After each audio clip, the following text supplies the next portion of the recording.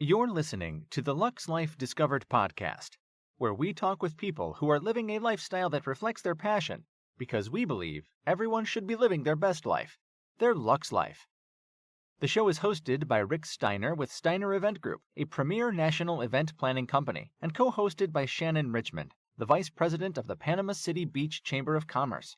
If you are watching on YouTube, be sure to hit the subscribe button and the bell to get notifications of future episodes. The show is produced by 30A Media and is broadcast on your favorite podcast outlets, as well as YouTube, Roku TV, Amazon Fire TVs, and other major brand smart TVs. Hello, I'm Rick Steiner with Steiner Event Group. Welcome to another episode of Lux Life Discovered. My co-host is Shannon Richmond with the Panama City Beach Chamber of Commerce. So Shannon, glad to have you. Glad to have me back too. I know, it's always good to be here. And then our guest is another returnee, and this is Dr. Robert Howard, and we're glad to have you with us again today. Great to be here. It's glad to have you in person. We did the remote the first time, so it's good to have you actually in studio with us. So we had a great conversation with you before, and a lot of things we touched on a lot of things regarding men's health. But let's talk about the mental aspect of the men's health issues today. Okay. Let's begin there. Okay, Yeah. sure. So, well, thanks for having me on. I think, I'm passionate about men's health, and men's mental health is especially an area that's really overlooked in the healthcare system. If you look at the statistics of just being male, they're really quite poor. And, men die much more, die younger than women. In average life expectancy about 73.5 for men. But if you also look at all-cause mortality, men die at a much higher rate than women. When it comes to mental health, you see a lot of issues there as far as access to care, and also men really not being able to speak up to seek the mental health care that they need. Right. So kind of give us a little bit more background into your mental health work, because you deal with the VA, and so kind of share with us about that. Okay. Yeah. I've been with the VA for 10 years now. I love working with our vets. My passion for working with our veterans, I think, really stemmed from my time in medical school when we did our early rotations, rotating at the different hospitals. And I love working with our vets. I clearly remember on rounds going in, and back then they would have 4 patients in a hospital room. Right. And they would all be up on the, at the bottom of their beds talking about war stories and so forth. And it was just so cool and just such an awesome opportunity to try to give just a fraction back to what our veterans have done for our country. So I love that. I'm a civilian. I'm not military myself, but I grew up with both my grandfathers being World War II heroes, and I grew up adoring them. So that, I think, just really ingrained in me a sense of passion for helping our vets. Well, and when you were hearing those stories from the vets, I mean, they were saying, I'm sure they were saying that with just as passionate as they were if they were on the front line, because my father was a vet, and he wouldn't talk about things for years. So, it was amazing what he kept inside. And then as he got older, different things would come out. And then when he went to the VA for different appointments and stuff, somebody would talk to him about something, and that would kind of jog a, memory or whatever. So, yeah. It's interesting you mentioned that, because I think a lot of men are very private with that. And, my grandparents, both my grandfathers didn't really speak much of World War II either. It was kind of something you knew that they had gone through, and it really didn't pique my curiosity until I was older and wanted to know more about their experiences there. Right. So, I think there's something about that when you've been through something, and I'm speaking, mainly to combat veterans, I think in this situation, or people that have been really tough situations, it's hard for the average person to relate to that. Right. And I think they really enjoy talking to each other.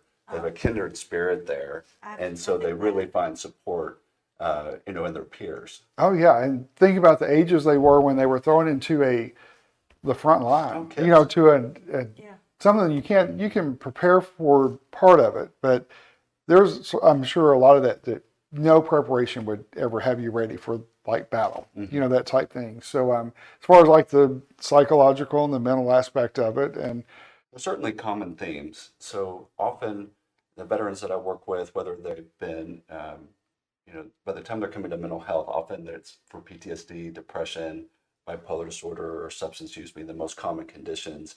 But there are common themes that you see really with each war generation.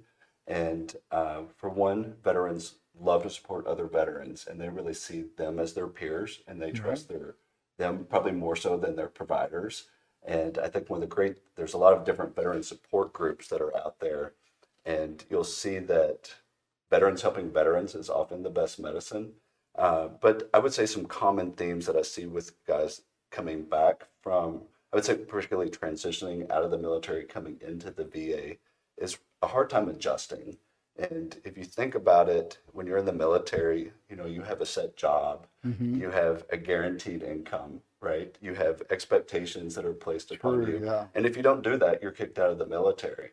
So I think a lot of veterans really struggle with adopting to civilian life when they get out of the military and when they come that's about the time they come into the VA system as well. Yeah. So I think helping veterans with that sense of adjustment. And if you think about, if you're a combat veteran and you're kicking in doors for a living and blowing stuff up and shooting things down, really hard to sit at a desk job. Well, that's true. Yeah. And adapt to the civilian world. So I think that's why they're really drawn to other veteran groups as part of their support system. Well, that makes sense because, you've gone from seeing the worst and being in situations that you can't prepare for, and then all of a sudden you're back to like a 9 to 5, and I can't even imagine. Mm-hmm. So I can't either. And you hear just stories of heroism that are just incredible with some of these guys, and capable of so much. And it's really interesting that a lot of them can come back and have a difficult time doing things that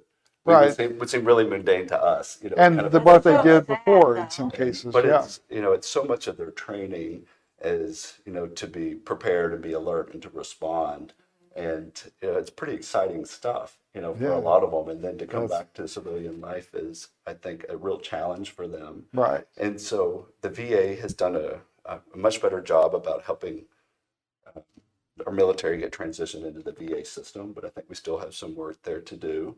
And I think if guys have a difficult time really adopting to civilian life, that's where you can really see a lot of depression. And I think a lot of guys lose their sense of purpose in life. Right. And it can sort of be a downward, kind of a downward spiral for a lot of those guys if they don't get the help that they need. That's true. Well, with men, it's not just the mental health, but men's health overall. Mm-hmm. It's there are so many things expected.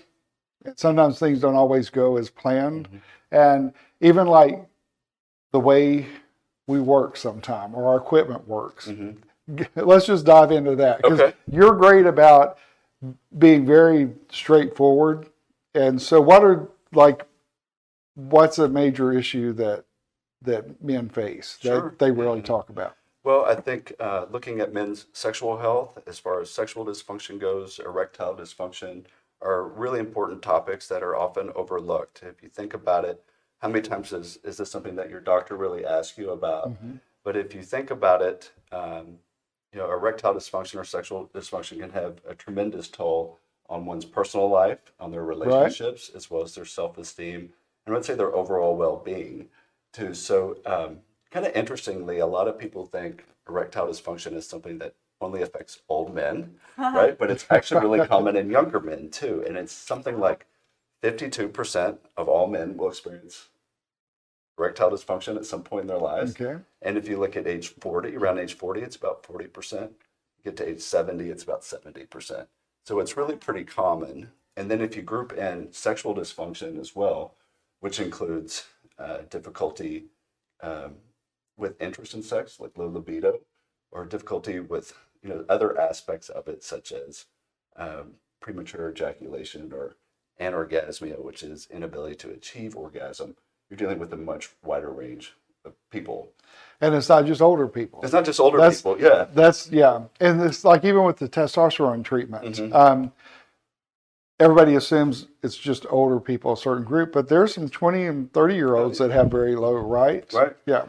We've definitely, we've treated men in their 20s, and, a lot of people think, when it comes to erectile dysfunction, they think, well, can't be that much to it. It's something that just kind of goes up and down whenever it wants to, right? But there's really a lot involved as far as a man having an erection, right? So you actually have to have your hormones have to be in check.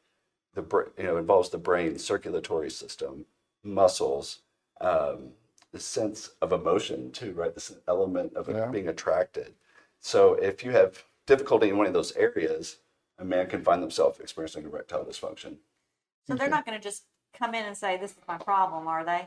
Often not. Right. Often not. So I like to ask about it Okay. up front, and because So you just put it out there. I put it out there. Okay. Are they So- pretty open with you initially when you do that? Not always. Yeah, Not okay. always. I Often, can see that. Yeah. often get a call back. Hey Yeah. doc, can I have some of those blue bombers? So I think it's something that unfortunately a lot of men are embarrassed to speak up about. And there's so much that it goes on as far as sexual health goes. And people don't realize that ED can also be caused by common medical conditions such as high blood pressure, diabetes, peripheral vascular disease, low testosterone. So people don't realize that it could be a problem in those areas.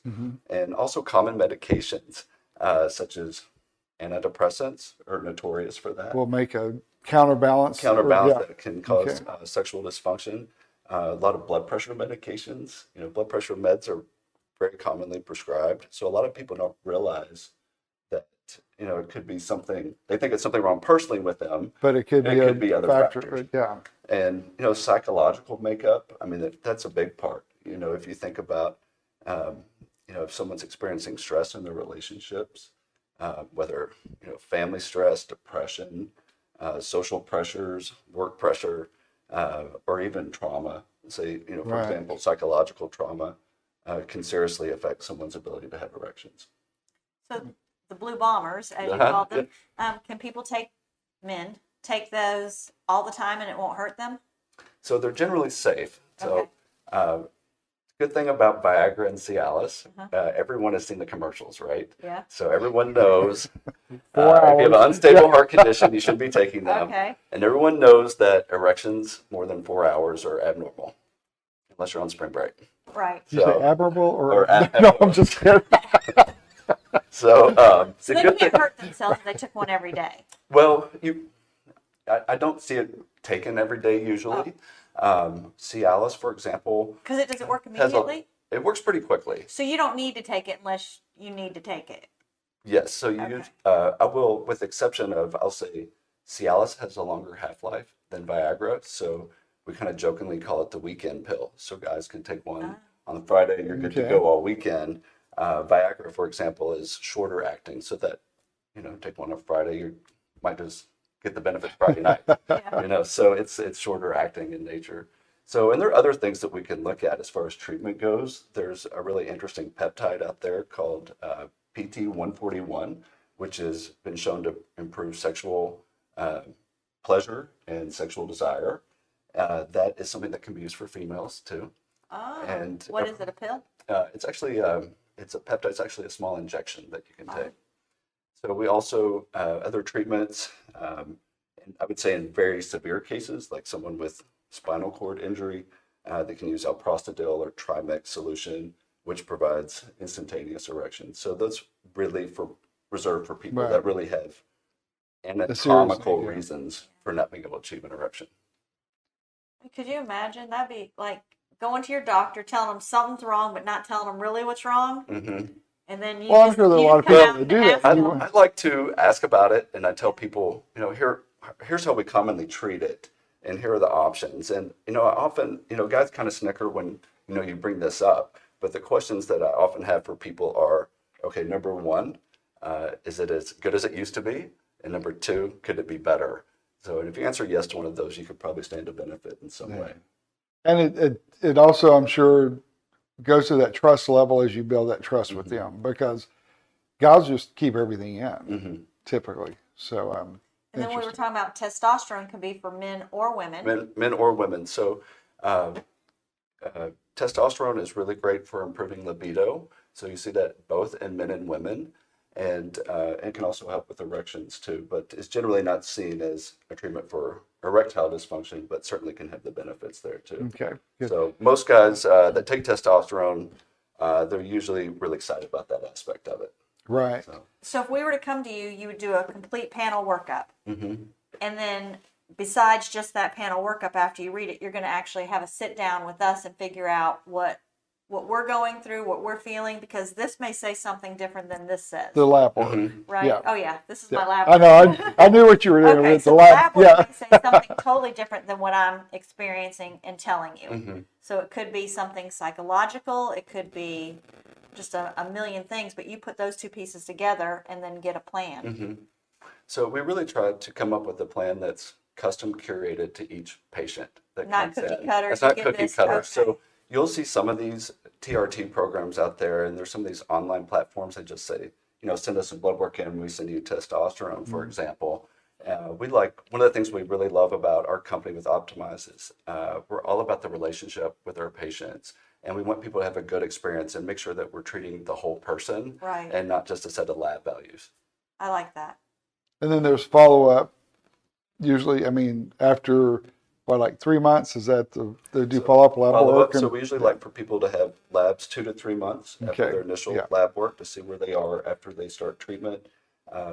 You can have, depending on what's going on, we may request that you have lab work more frequently Right, throughout the year. right. But in general, usually every 6 months. But if you're not asked to provide the lab work initially, or to even have a follow up, then you really need to find another group to work with. I would Don't think you so. think? Because So- to me, that would be the most important. That's how you gauge You got to read what's you working. inside, outside. Yeah. There are a lot of companies out there that are doing this, and again, what I think really sets us apart is the relationships, and also think, in looking at these programs, I think people should be thinking is this a provider that really has an interest in my health?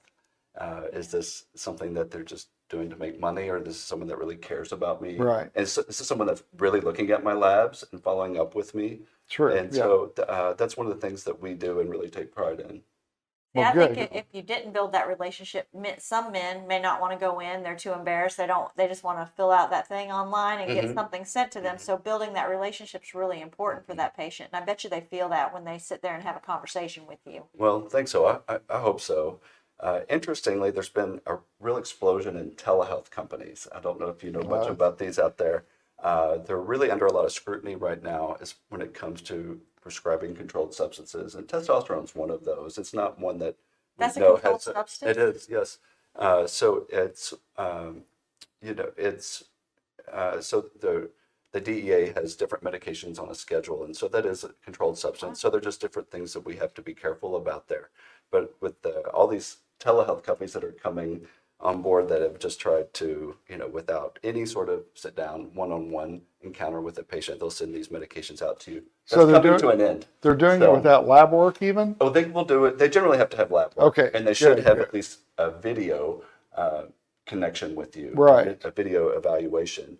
So, but what it looks like it's going to happen here in the next few weeks. So the COVID pandemic, restrictions are, let me back up. The COVID emergency order is going to be lifted. So everyone's going to have to go back to a face-to-face appointment for I guess controlled substances. because of COVID, With that some, did open up a door for a lot of, exceptions. yeah, wow. I hadn't thought about that, but yeah, I know they do telehealth for other medical areas, but I didn't think about this area, and then how it could be abused at the same time. So that's interesting. So are a lot of the things that you do, are they covered by insurance? So we don't take insurance. So with Optimize You, we have a subscription service. Okay. So what we have found out is we try to offer people an affordable rate Okay. and in a plan that makes sense for them. Yeah. So Got to invest in a yourself. problem with a lot of the insurance companies is they don't want to pay necessarily for things like this. So for one, they would be covering millions of men that would need testosterone that would qualify for treatment that Right. currently don't qualify. And if you look at the lab values on testosterone levels, there's a really broad range. So somewhere between 200 and 900. So if you fall somewhere in the middle of there, the insurance companies will Say, "Oh, you're fine." Yeah. right? Yeah. Even if you're having all of these symptoms, so you might be, pretty low to the bottom, but the insurance companies will say, well, You're still in that number. you're still in that number, Yeah. so we're not going to treat you. Wow. So we work around that and really try to put the focus back on the patient, and we eliminate the insurance I companies. think that's way better because then you get to focus on that person as a person, not, oh, your benefits are this. This is all you get. Don't put me in that little box. Get that plan and be able to work with it. Like a lot of chiropractors do that too. Give you a plan and then you work with that and forget your insurance. You're getting treated for what you need to have. So that's kind of that's an awesome plan. But we like putting the patient back in the driver's seat there, I like and that. letting them choose what plan they want to do, Yeah. and it also gives them greater flexibility without the insurance company saying, "Oh, you can or can't have this." Oh, And yeah. look at weight loss options, for example. They don't like to pay for that. We know that significantly reduces your chances for True. diabetes, heart Yeah. disease, Yeah. strokes, and everything else. So we try to put the focus back on the patient. So it's a concierge service. Concierge Yeah. I service. love yes. that. Yeah. So people pay a monthly fee, and with that includes their lab work. That includes any additional consultations they need with us. We don't make people come in unnecessarily, and some clinics will do that just for billing purposes. Just to get that. You Just to came get, in and there's your copay. Yes, Right. Yep. Yep. So we don't make people come in necessarily. Now people do. We still need to be checking in with them, of course. Right. But we give people a lot of freedom and flexibility too, and they always kind of know they can come in and see us whenever they need to. That's good. So now you have several branches already, and you're still expanding. So where all do you have your branches now? So of course, Murray. Right. We're opening Owensboro, Kentucky here April 10th. So we're really excited Okay. about that. We're looking at Evansville. Hopefully that will be later this summer. Okay. And hopefully many other And places. you have Nashville. We have, Is that- we have 2 locations in Okay, Nashville, all right, yeah. Nashville and Franklin. We have roughly 15 clinics across the country. And that's amazing. Yeah. So Hopefully here soon. hopefully here. Yes, I think it'd be a very good asset to the area here for sure. Well, so the Optimize You part of it, you've got such a strong medical background already. How did this come into play? Like, did you know what I'm saying? It's like you already had a great practice established. Mhm. Do you just need something else to do? This is a great question. I can explain this in 2 ways. So a lot of my work in my private practice has been with addiction treatment. So one of the things that I found over the years, especially with working with opioid use disorders, people addicted to narcotic pain medicine, is quite interestingly, I would have them in recovery for a period of a year or so. And these men, often young men, were coming back and reporting symptoms of low T, such as saying, and my sex drive isn't there, I'm gaining weight, my sleep is terrible, I'm in recovery, why am I not feeling great? Right. But Yeah. they should be feeling great. And quite interestingly, if you look, when we did their lab tests, they're all low on their testosterone levels. And these would be really young men, up in their 24 or so, with, Wow. just really low levels. And what we know is that substance use disorders wreak havoc on your natural hormone production. So Okay. even though this person was in recovery, long-standing substance abuse really wrecked their hormone production. Never thought about So that. Yeah. I got into it initially that way, and helping people get back on testosterone. They come back and they're like, "Oh, I feel great." Their energy's great, their mood's great, And that it was helps with the other part of and that healing. helps with Yeah. sustain the recovery Yeah, as well. exactly. And which is often why a lot of people relapse, because they're not feeling good, right? Sure, And they're yeah. just looking to feel better. So it's been a great way to help sustain the recovery. So that was really fascinating, and I loved that. And I loved how men would come back and just say how great they felt on testosterone, and how they didn't realize that was something that they needed. Yeah. And it was really kind of surprising to them. So, and I kind of jokingly say it makes everything better, right? As far as your moods go, erections, sex drive, even your skin. I mean, it just improves everything. So I got into it that way. I've also had my own personal journey with being on testosterone replacement, and I'm open about that. In my late 30s, I noticed I wasn't having the energy that I used to have. Little kids were coming along in the family, and it was a lot to keep up with. And sleep certainly wasn't very good. But also I was gaining weight, and I really didn't like how I was feeling, and I wasn't Right. really liking how I was looking, and I didn't like the path that I was on. So I got my hormone levels tested, and I got started on testosterone therapy, and it's been life-changing for me. And I'm here to tell the world about it because it's awesome stuff. That's awesome. It is. And that's an area that most guys would never think that could be an issue, you know. So it's, you know, we talk about it, so to us it makes sense, but there are so many people that would never think, oh, it could be my testosterone, you know, that type thing. So, Or maybe they just don't think they can feel any better. yeah. Maybe Or they think this is all they can that get. they're still young. You know, True, it could be yeah. you know, it could be low testosterone, right? Right, because Oh, I'm and too another young for thing, that. Yeah, that's you know, some old guys people. are just Yeah. too macho for it. You know, Yeah. they're like, oh, it can't be my testosterone. My testosterone's Right. too through I'm the roof. good. Oh, Yeah. You know, so you've got that barrier too. True. So, do you have any client or patients that come in and that's the issue that are still like, oh, it can't be it? You know what I'm saying? That's like not denial, but denial. yeah. I think so. But it's kind of funny because I'll show them what their levels are, and it's almost like they're offended. Right. Yeah. Yeah. It's like it can't You be embarrass that them. Right. way. Or it's just Exactly. like, Yeah. it's like I'm not trying to make you feel less of a man. You know, I'm just like It's not me. This is Yeah. this is factual data that your levels are in fact low. Yeah. So do with that information what you want, but True. often people can't believe how low they are. Yeah. So, Well, I think that's been amazing too. And then to know that some 20-year-olds have such a low level, and you would never think that, or you just don't think about that at that age. And who So, would think about just because you took one or two medications that's going to happen? Mm-hmm. Because you have to have those medications, Yeah. and then that happens. So it's just good to get it all out there. This is what I'm doing. Help me. All right, Then let you me can ask. read it. I said too. So if it is a medication they're taking that's causing that, how? Talk about the ED or low Yeah, testosterone. either one. Yeah. How do you deal with that? Because are they able to take take the shots or whatever's necessary? Is that going to?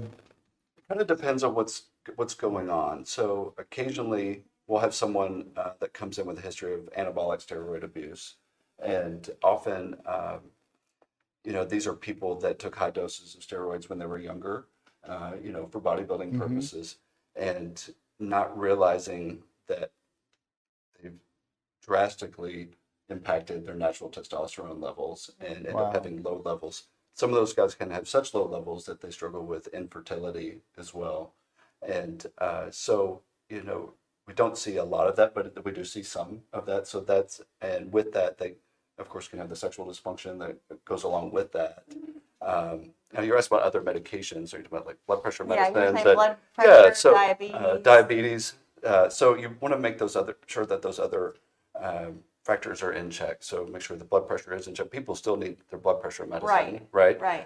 Diabetes. You do everything you can to get their Blood sugar down. under control, A1C at a good level. So you want to make sure those parameters are well established with the patient. But also we can look at maybe different medications that don't cause those side effects. So there are other blood pressure options. There are other antidepressants that don't have the sexual side effects that many of them do. But I'm usually upfront with patients that, you know, this is something that can happen. And often people often say that, you know, I've got to have my antidepressant. I'm not going to take you off of that if it's something you really need. Sure. And so we can often add something like Cialis or Viagra to that quite safely. Yeah. And that helps them with the issue there. Okay. Man, there's so many different topics we could go to on this and so much we could cover, but we'll save some of that for next time. So thank you again for being with us today. Thank you. It's a lot of fun. We appreciate you joining us today on Lux Life Discovered, and we will see you on our next podcast. Thanks for having me. Check out Lux Life Discovered on Facebook and Instagram and on 30a.tv. See you next time on Lux Life Discovered.